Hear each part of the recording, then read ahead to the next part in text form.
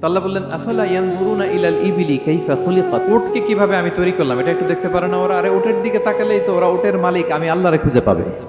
উটের কথা আল্লাহ কেন বললেন?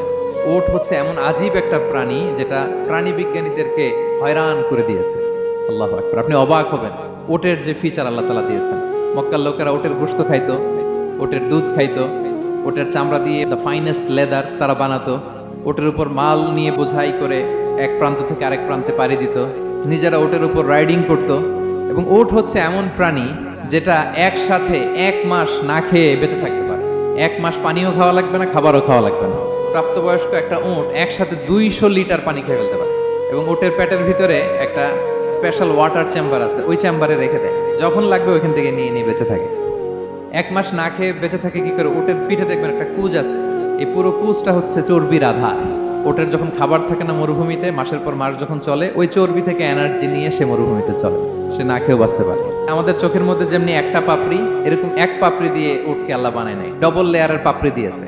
কারণ মরুভূমির মধ্যে চলতে পথে লু হাওয়া থাকবে, মরুভূমির সাইমুন, বালুর ঝড়, এই ঝড় মোকাবেলার জন্য, লু হাওয়া মোকাবেলার জন্য ডবল লেয়ারের চোখের পর্দা।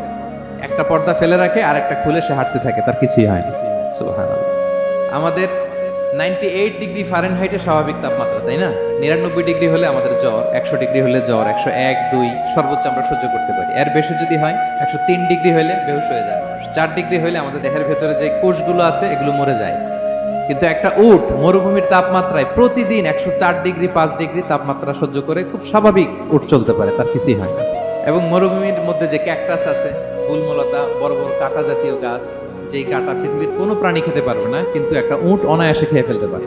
উটের জিহ্বাকে এবং পাকস্থলীকে আল্লাহ এমন স্পেশালি মেড করেছেন, যত কাঁটা দিবেন খেয়ে সাবার ওর কিছুই হয় না।